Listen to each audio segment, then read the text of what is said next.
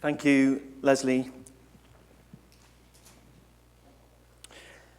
As an ethicist, I'm very glad to play a small role in this final session, which I interpret as challenging us to put the theology we've been discussing into practice. But I'm aware of a danger in the structure of having a respondent, in that a respondent can be a means of diffusing challenges that are stated clearly and directly in presentations, and somehow giving an audience a sense that a response has already been made and therefore no further response is required. So I want not to do that. I want to intensify the three challenges that we've received this afternoon.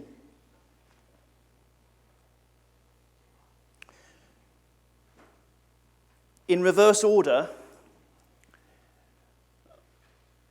I'm still haunted by the image Jolyon retrieved from Duncan's work of this church on the edge of Dachau, and the question of what the church was doing while Dachau was in operation. Because all too clearly, that's a challenge not just for the members of that church at that time, but it's a challenge to us all. Dachau is not in operation, but any number of processes that are radically destructive of human and non-human life are continuing in our day. And I think we need to take seriously the challenge of imagining ourselves in that church, adjacent to all that devastation, and asking us what we are doing.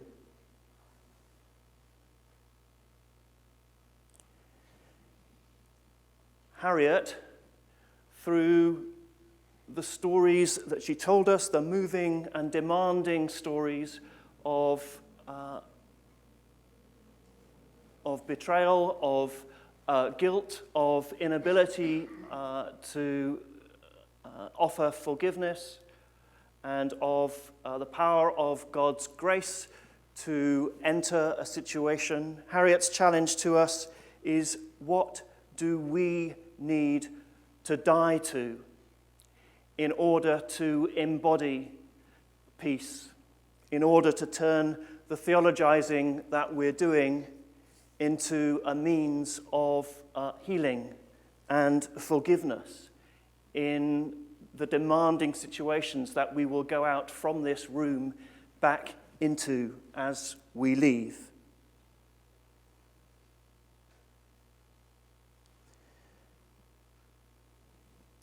And Aruna offers us a very clear sense that the current realities of the way in which global politics plays into church structures mean, even at our best, our efforts are radically compromised, our voices are being muted, and we need to find creative ways of speaking ever more clearly and boldly to a world which frequently does not want to hear the message that we are in possession of.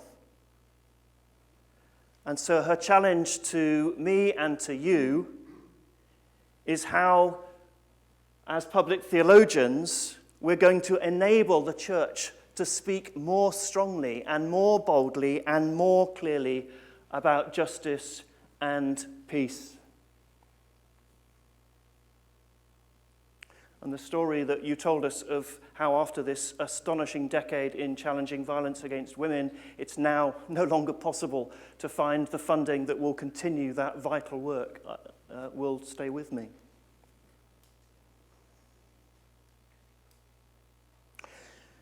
For me, as an ethicist, the challenge that I want to live with is to keep asking, what is it that we see as needing change? What is the practical change that we seek? And what are the first steps that we can identify, that we can take to be agents, catalysts, provocateurs of that change? I used to think that my job as an academic was to go and read books and write books in the optimistic hope that someone in the churches or in the world would read what I did and act on it.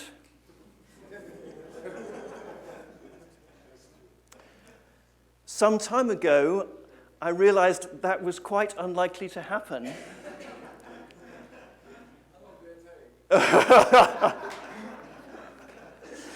And therefore, if I did want to see any of the changes that I urgently saw the need for, I would have to be engaged in the work of taking that out beyond the academy and seeking to be persuading well outside academic spheres of the need for people to change their practice. So lest you think I'm going to sit down without mentioning animals, that is what makes me want to press on the church and on Christian institutions, the need to take non-human animals seriously as a theological concern. Michael this morning talked about the need for presentism, i.e. looking for things that need changing here and now, and for working out what we need to do here and now in order to effect change. So very concretely, I hope that serious-minded gatherings of Christians like this very quickly get the sense that consuming animal products in our meetings, when we're reflecting about what we're doing to the world around us, without attention to where that is coming from, I hope that that will soon become a thing of the past. At the Society for the Study of Christian Ethics, at the Society for the Study of Theology, at the British Association for the Study of Religion, all those places have now just adopted a default vegetarianism out of respect for the blindingly obvious ways in which our intensive farming of animals is contributing to the myriad challenges that face us in terms of human food and water security, human disease risk, human health risk, massive problems with animal welfare, and cataclysmic ecological disasters such as Michael was describing. So there's my bold attempt to be part of the change that I seek. I'd like to persuade you not to stop doing that. In the context where you're meeting, serve default vegetarian food. You can even just give people the option to opt for meat if they're desperate to eat the corpses of dead animals. They can tick that box, and then everyone can eat what they want. But the effect is that massive reductions in consumption are achieved. And do be in touch with me if you're part of a Christian institution that would like to seek to find ways to be attentive to a Christian attitude to the consumption of animals, because through the Creature Kind project we're trying to do that. So that's my bold attempt to be responding to the challenge, and I will continue to endeavour to do that. But as I say, I want to intensify rather than diffuse the challenge that we've received from Jolyon, Harriet, and Aruna. And wouldn't it be great if we could spend the last part of our time together in talking about what seemed to us to be the most urgent changes we would like to effect as a result of our theologizing, and what might be the next steps we see for ourselves and for others in this room to help make that difference. Aruna said, enough of theologizing. So I echo and commend that challenge to you.